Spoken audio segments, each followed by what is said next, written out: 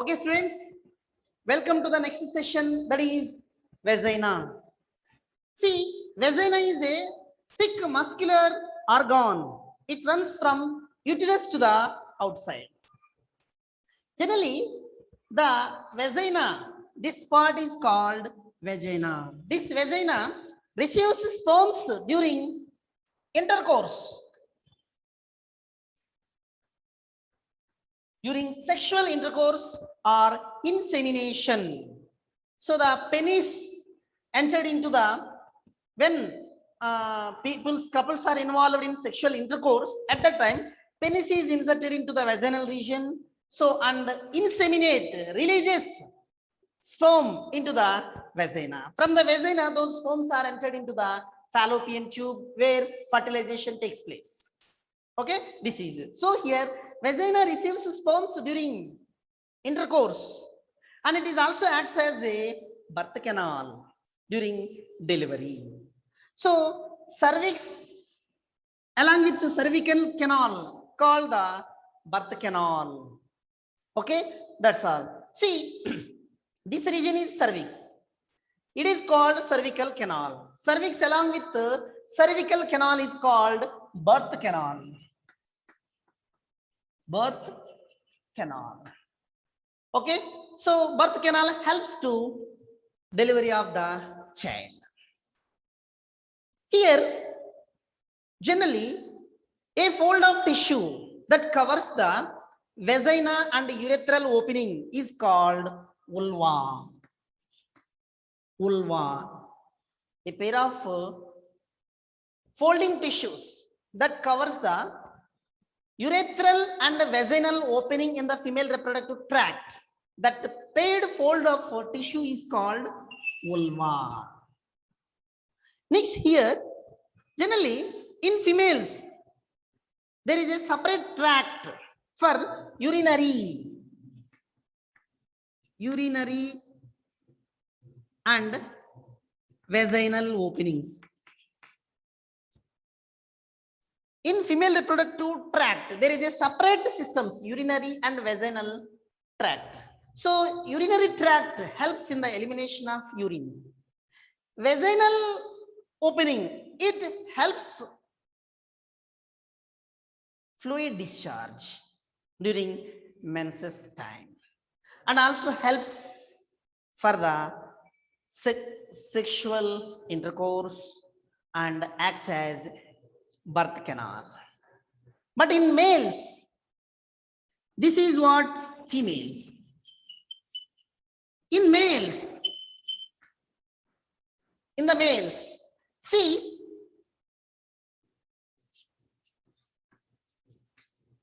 urethral opening and semen discharge, both have, okay, that's all. So this is the explanation about females. Whereas in males, the urethral and seminal discharge is a common pathway, that is penis. So the penis acts as a common pathway for releasing urine, and at the time of sexual intercourse, penis only helps in inserting the semen into the reproductive tract. So that there is a chances of infections in females are more than in males. See here, urinary tract, vaginal tract, and anal tract. These three are associated with very close to each other. Then there is a chances to infect more and more in females than males. See here, urethral and seminal discharge. These two pathways are common in penis. The penis acts as a common pathway for releasing urine and seminal discharge. Anal region is separate. So the anal region is also a little bit distance in males. So that comparatively females, in males, the chances of getting infections through reproductive tract is very less. Comparatively females. In males, the chances of getting infections, reproductive tract infections are very less. In females, there is a chances to get reproductive tract infections are more. So that we have to maintain proper hygiene about those reproductive organs. Okay, that's all. This is the explanation, complete information about vagina. Okay, so when a vagina receives sperms, those sperms are reached to the fallopian tube. Here, fallopian tube. So sperms are occurred. When the sperms exactly entered into the female reproductive fallopian tube, at that time only simultaneously, if ova is there, both are fertilized with each other and zygote is formed. The fertilized zygote is slowly reached to down and attached to the endometrium, wall of the endometrium. It is day by day, day by day, day by day, month by month, month by month, month by month. It increases its size, shape that leads to fetus. Okay, so that is called fertilization. The process of fertilization and fetus development, that is a separate topic. On that day, more and more information we will see. The next topic is female external genitalia. See, a pair of fallopian tubes, oviduct, cervix, urethra, vagina. These are all the topics are finished. After that, external genitalia, female external genitalia. Female external genitalia consists of various parts. Those are, first one is mons pubis. Second one is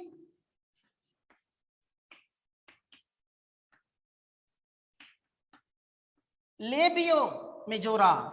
Third one is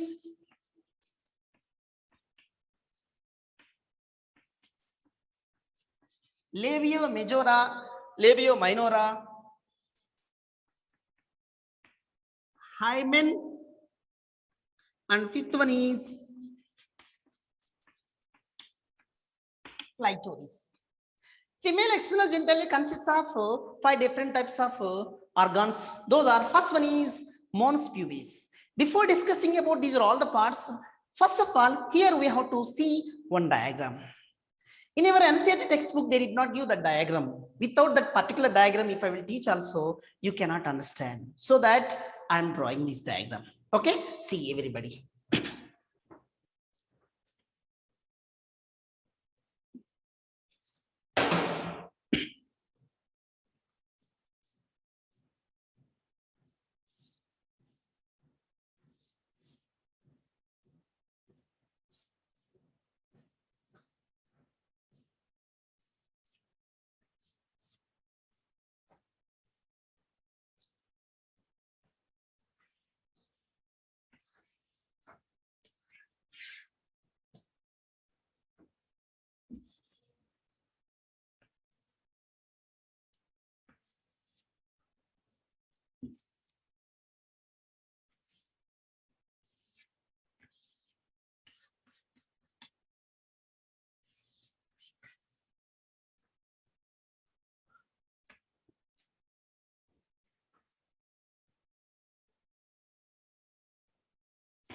This is called mons pubis.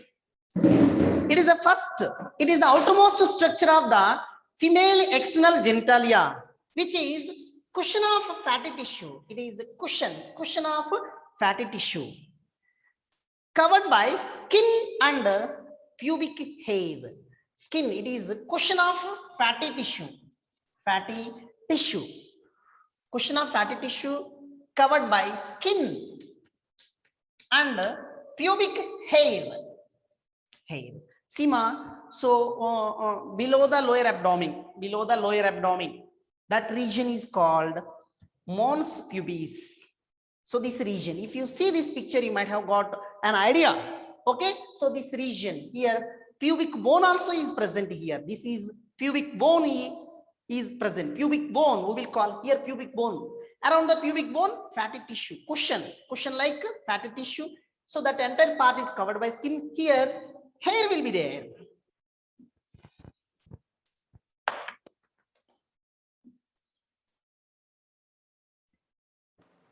Hair.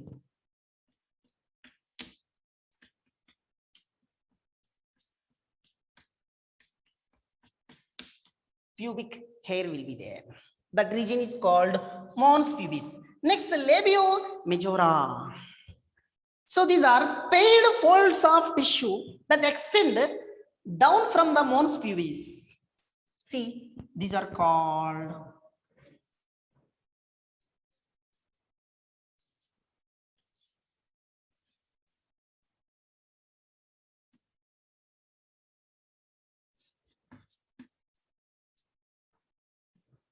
this region from here onwards, paired fold of tissue that extending down from the mons pubis and surrounding vaginal opening, surrounding the vaginal opening.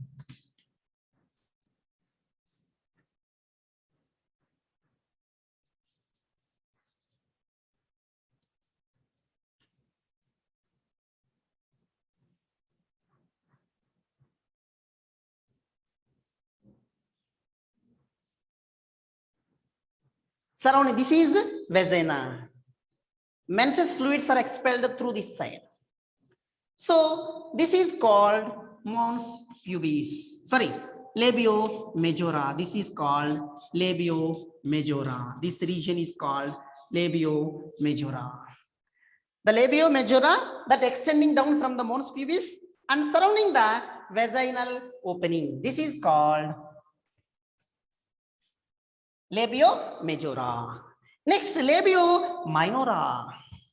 This is called labio minora. Labio minora. This is a fleshy fold of tissue. These are paired structures. Below or besides the labio majora. This is called labio minora. These are paired tissues. Paired tissues below the labio, below or besides. Besides and below, both. Below and besides the labio majora. That is called labio minora. Labio minora. Okay, that's all. Next one here, hymen. It is a thin, smooth muscle layer, muscle membrane covered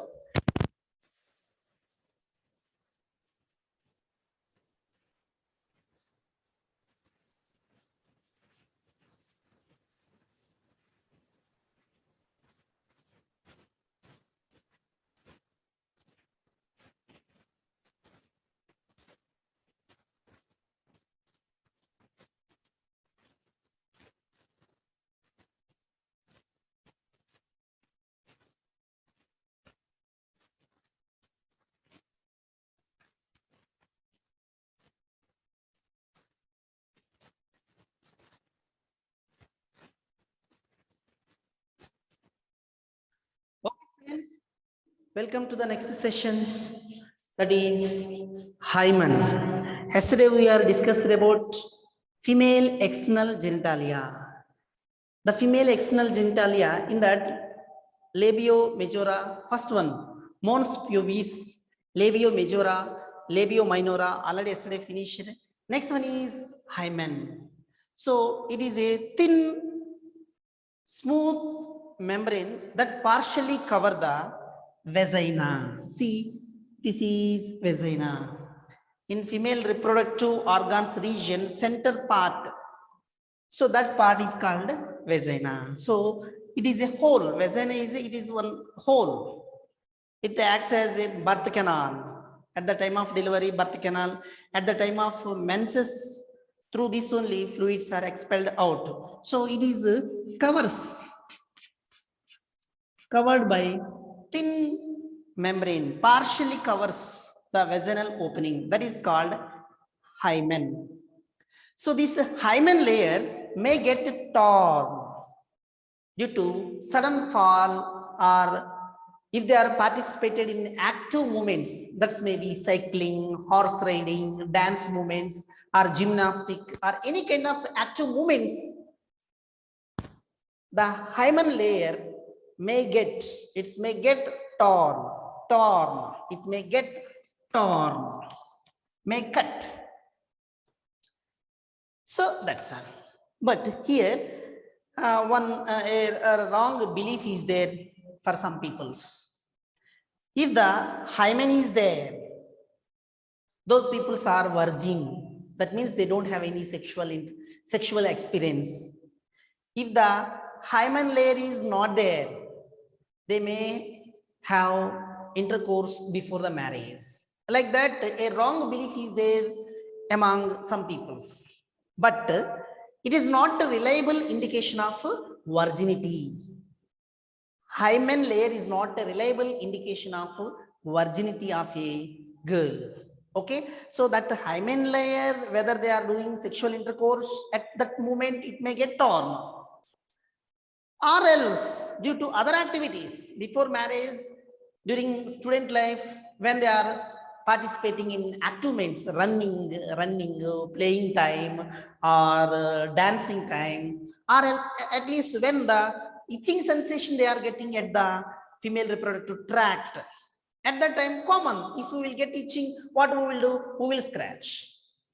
When we are scratching, the layer may get torn. That's only I am saying. Presence or absence of hymen layer is not a reliable indication of that particular person is virgin. Okay, so it is not at all related. It is not at all indicates whether that particular person is virgin or not. So in still today also in some of the places they will follow this hymen layer. After marriage, they will observe some of the areas, some of the villages, some of the areas still they will observe. But this hymen layer is not at all indicates that particular girl is a virgin, not a virgin. Okay, that's all. That is the hymen. Next, clitoris. It is a small, tiny structure.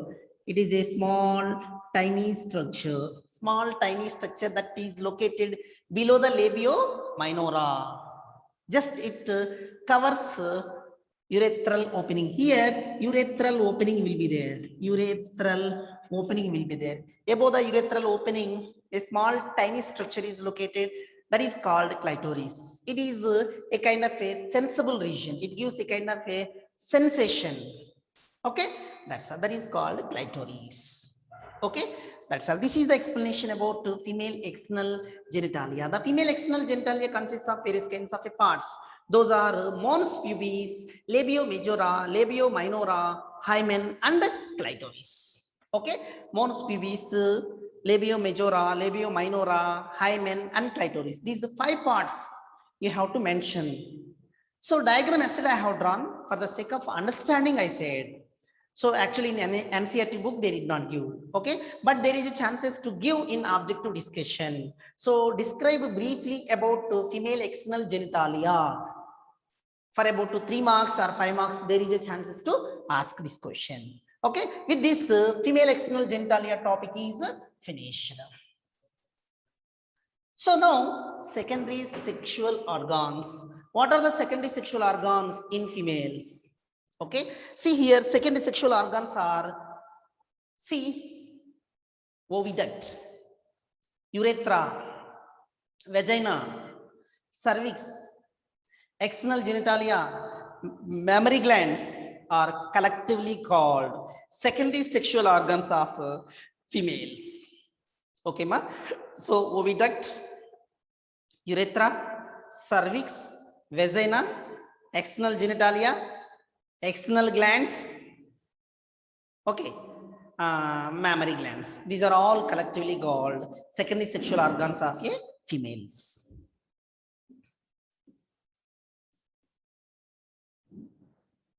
Okay, ma'am. The next topic. See here, mammary glands.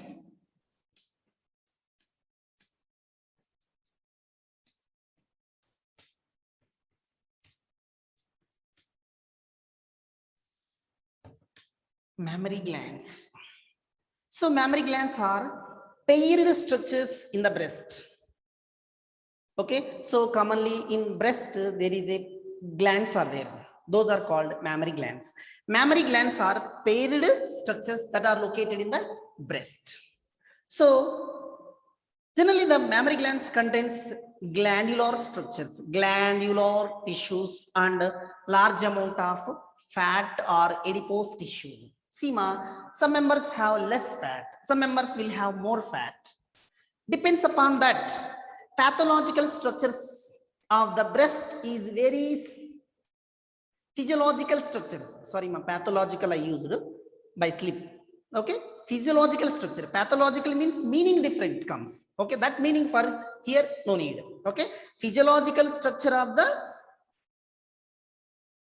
breast varies from one person to another person depending upon the amount of fat or adipose tissue. That's already you knew. I don't want to say here. Okay, already that you knew. Okay, you're also mature persons, you knew that it. So the physiological structure of the breast varies from one person to another person depending upon amount of the fat or adipose tissue. Okay, ma?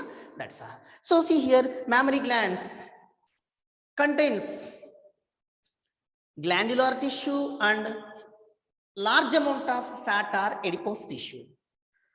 Okay, that's all. So here the each mammary gland consists of 15 to 20 or 25 mammary lobules. Each mammary gland consists of 15 to 20 or 25 mammary lobules are present. Okay, see that diagram I will draw parallel. I will explain that it.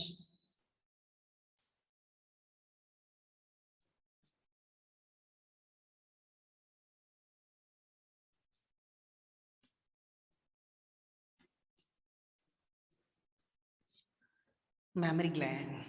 This is breast. Breast.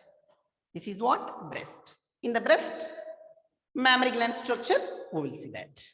Each mammary gland consists of 15 to 20 or 25 mammary lobules.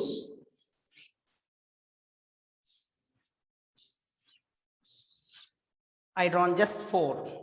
Those 25, 20 drawing not possible. Okay, ma? So each mammary gland consists of 15 to 25 or 20 mammary lobules are present. Each mammary lobule contains number of alveoli. Number of small chambers. Those chambers are called alveoli.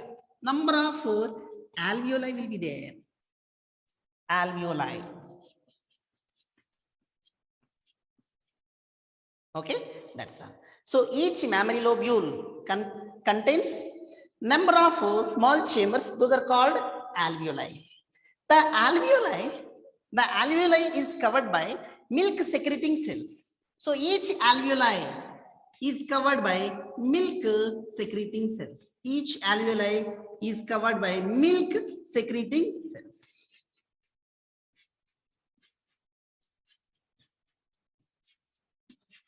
Milk secreting cells. So those milk secreting cells secretes milk and stored in the small cavity of the alveoli. See, it is the cavity. It is alveoli. It is covered by milk secreting cells. Those milk secreting cells secretes milk after the delivery of the baby. Those milk is stored in the cavity of the alveoli. Stored in the cavity of alveoli. Stored in the cavity of alveoli. So like this way, every alveoli secretes milk. The secreted milk is stored in the cavity of alveoli. Stored in the cavity of alveoli. See, next, that's all. So these are all the alveoli is connected to mammary tubule. Mammary tubule. Okay, so in such a way, mammary tubules of all the alveoli, mammary tubule, like this way, like this way, like this way. Mammary tubules of all the lobules, mammary tubules of all the lobules are joined together and forms mammary duct,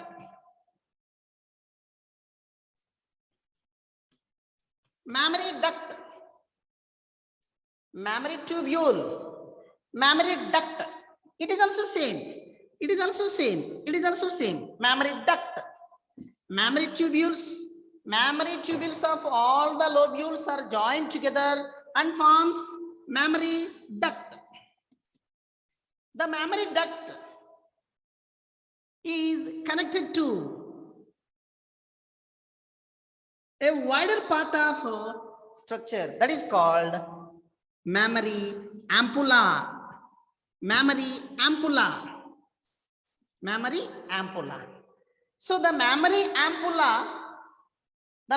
ampulla joined together and is connected to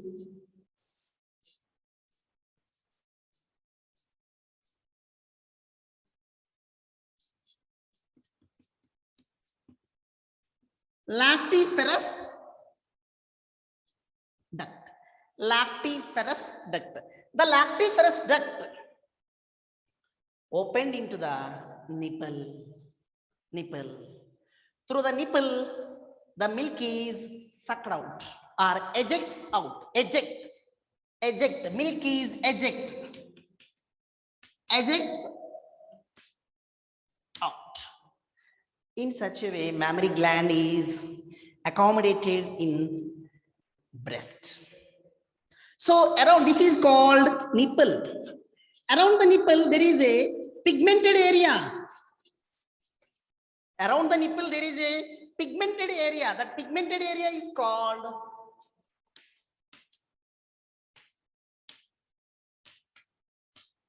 areola. Pigmented means dark area. That is called areola. Dark area means, again you will get doubt, black area. Okay, black colors part appears around the nipple. That is one scientific reason is there. There is a kind of a pigmented area that is called areola. Due to the presence of areola, it is pigmented or dark. According to our language, black. According to science, pigmented area, dark area. Okay, ma? That's all. This is the explanation about mammary glands. It is very simple, ma. So mammary lobules, each mammary lobule contains number of alveoli. The alveoli contains milk secreting cells. So those milk secreting cells secretes milk and stored in the cavity or lumen of alveoli. At that time, these are all the alveoli is connected to the mammary tubules. Okay, so mammary tubules of all the alveoli join together and forms mammary duct.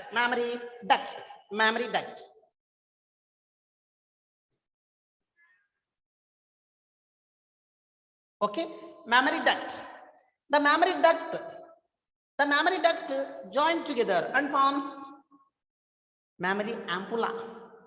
The mammary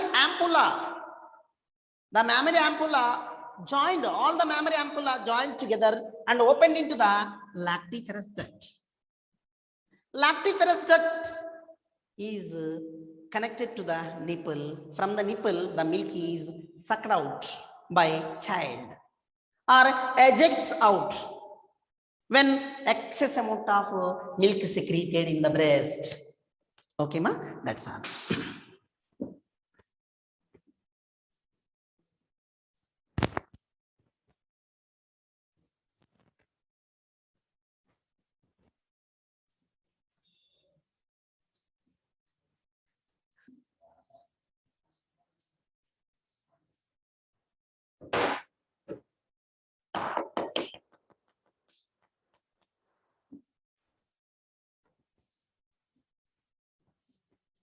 Next topic.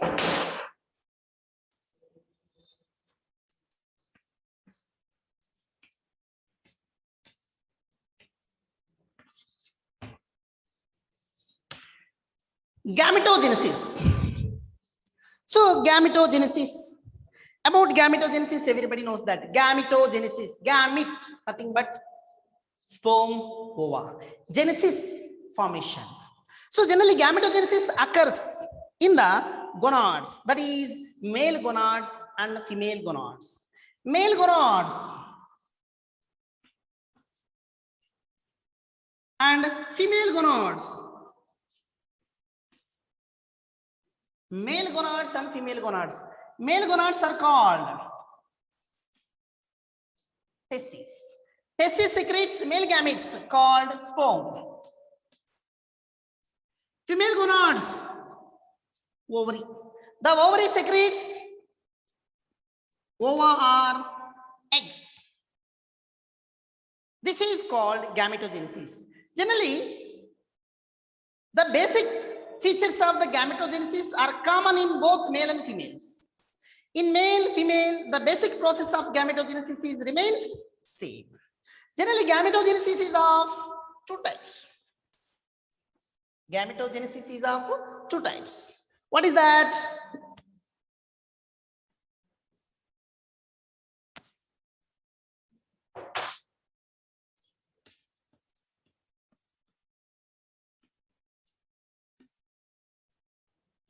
Spermatogenesis and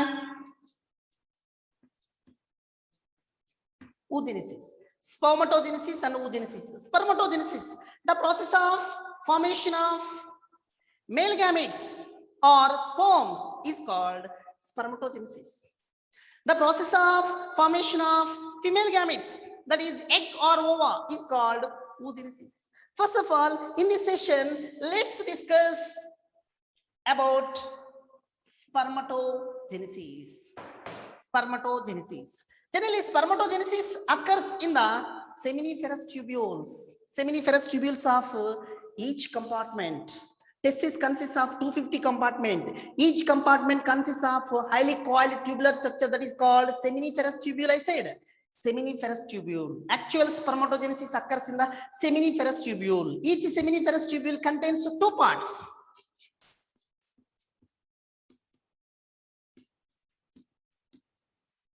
Seminiferous tubule consists of two parts. Those are, first one is male germ cells. It is also called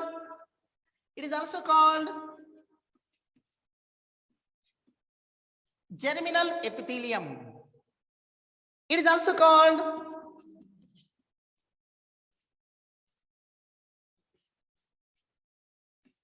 primary germ cells. Another one is called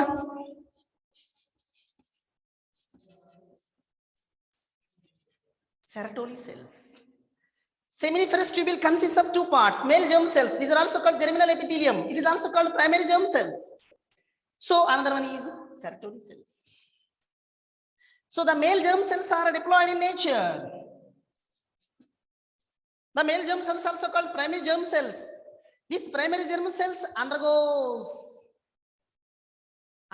repeated mitosis divisions and gives rise to haploid spermatid. Haploid spermatid. It is diploid. On that day only I said that. Diploid spermatid. Sorry. Primary germ cell or spermatogonia. This primary germ cell also called spermatogonia. This spermatogonia undergoes repeated mitosis divisions and gives rise to haploid spermatid. It is immature. When it gets matured, it is called sperm. This process is called spermatogenesis. Okay, ma? That's all. Sertoli cells. Sertoli cells provide nourishment to the developing sperms. Sertoli cells are present in between the developing spermatogonia, in between the developing primary germ cells. Sertoli cells provide support to protection and nourishment to the developing sperm, which are located in between the developing sperms. Developing sperms, nothing but male germ cells, germinal epithelium, also called primary germ cells, who are spermatogonia. These are all the names you have to remember. Objective discussion, there is a chances to come. Okay, so these Sertoli cells gets embedded. Embedded means fixed to the developing spermatogonia and convert them spermatogonia into sperms. Convert them into first spermatid. However, when the spermatid is released in the seminiferous tubule. These are immature. When the spermatid is released, they are immature. Those immature spermatid is entered into the epididymis. First class I said. Spermatid is entered into the epididymis, where they get concentrated and matured. Thereafter, from the epididymis, sperms are entered into the vas deferens. From the vas deferens, sperms are expelled out through urethra in penis. These are all the concepts we discussed. Okay, ma? That's all. That is first male germ cells and Sertoli cells. Sertoli cells. Sertoli cells are unspecialized cells. Unspecialized cells. They get embedded to the developing spermatid. Generally, Sertoli cells provide support to protection and nourishment to the developing spermatid. Okay, ma? That's all.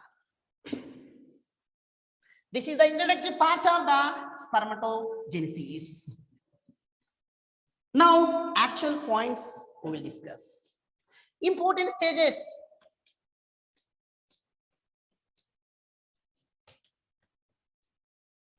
Important stages of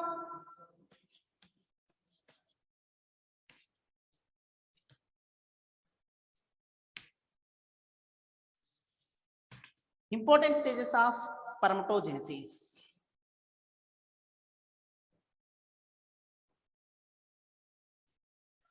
There are 3 important steps are involved in the spermatogenesis. Those important steps, first one is multiplication phase. Second one is growth phase. And third one is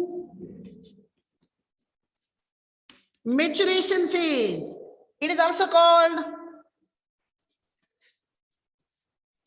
reductional or meiosis phase. The first of all, multiplication phase. The word itself saying the significance.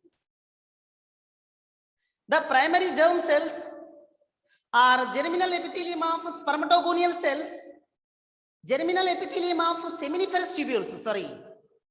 First one, in this one, what? Primary germ cells are germinal epithelial cells of seminiferous tubules, also called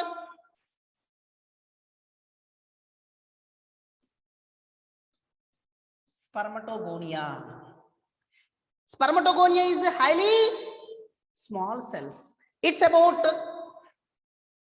12 micrometer in diameter. 12 micrometer in diameter, which undergoes repeated mitosis divisions and produces number of spermatogonial cells. Number of spermatogonial cells. See, it is spermatogonia or primary germ cell or germinal epithelial cells. Undergoes mitosis divisions and produces 2 cells. And again produces 2 cells, and again produces 2 cells. This is diploid in nature. Spermatogonia. 1 spermatogonial cell become 2, 2 become 4. These are also diploid. These are also diploid, called spermatogonia. Spermatogonia. So, the germinal epithelial cells, ORR, primary germ cells of seminiferous tubules, also called spermatogonia. The spermatogonia are very small microscopic structures. Those are 12 micrometer in diameter. At maturity, spermatogonia undergoes repeated mitotic divisions and produces number of spermatogonial cells. Those are all the spermatogonial cells are diploid in nature. That is, contains 46 chromosomes. Okay, that means 1 becomes 2, 2 becomes 4, 4 becomes 8. Like that continuous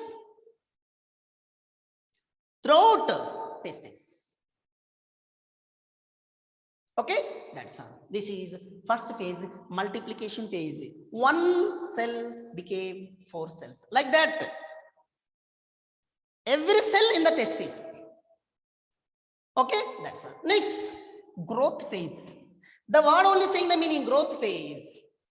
The spermatogonial cells increase their size by accumulating nourishing material. These spermatogonial cells increase their size by absorbing more and more nutrients from the cells. Then their number is almost double in volume. Their number is almost double in volume. See, 1 became 2, 2 became 4, 4 becomes 8, like that, almost double in volume. See, then these are called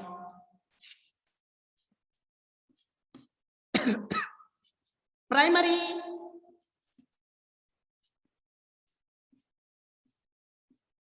spermatocyte. It is diploid in nature. This is called growth phase. So, what I said, spermatogonial cells increase their size by absorbing more and more food material. Then what happens? These spermatogonial cells almost double in volume. Double in volume means what? 1 becomes 2. This one become 2. This one become 2. 1 become 2. So 4 becomes 8. Double in volume. Those cells are called primary spermatocytes. The primary spermatocyte is diploid in nature. That means 46 chromosomes are present. That is called growth phase. Last and final phase, maturation phase. It is also called meiotic phase or reductional division. Primary spermatocyte undergoes first meiotic division. First meiotic division and gives rise to 2 cells. Primary spermatocytes undergoes first meiotic division and gives rise to 2 cells. These are called secondary spermatocytes. Secondary spermatocyte. It becomes 2. Next, what happened? 4 cells. It undergoes primary spermatocyte. So this primary spermatocyte, in these 2, 1 only undergoes first meiotic division and gives rise to secondary spermatocyte. This undergoes immediately second meiotic division and gives rise to 4 haploid spermatid. This is the secondary spermatocyte. Secondary spermatocytes immediately undergoes second meiotic division and gives rise to 4 haploid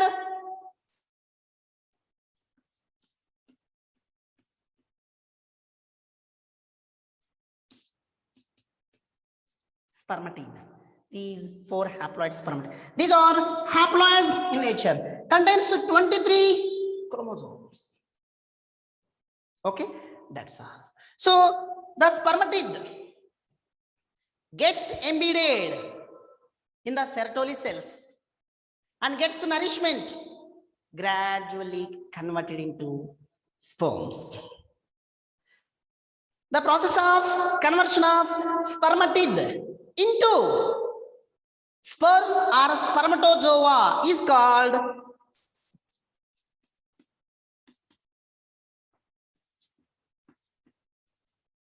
spermiogenesis. The process of conversion of spermatid into sperm or spermatozoa is called spermiogenesis. These are gradually turned to be sperm. 1, 2, 3, 4. One spermatogonia gives rise to 4 sperm. 4 sperms. This is called spermatogenesis. Spermatogonia doubles. Up to this primary spermatocyte diploid.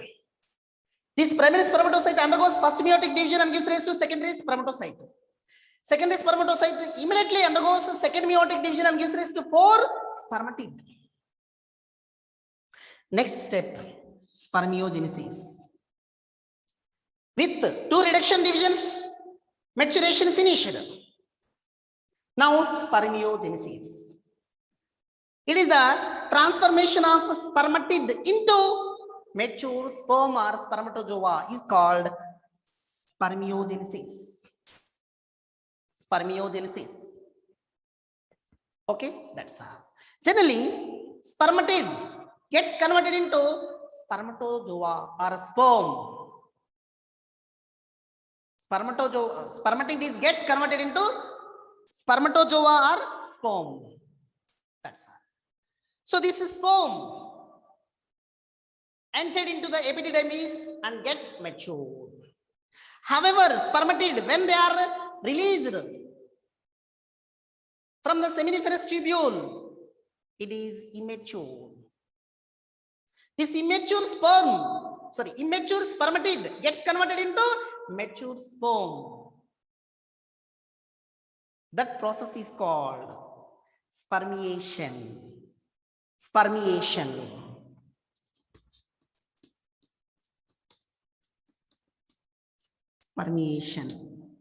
Okay, the mature sperm gets released into the epididymis.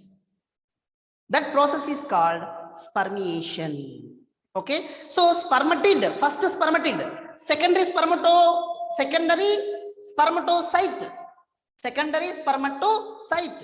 Spermatocyte is converted into spermatid.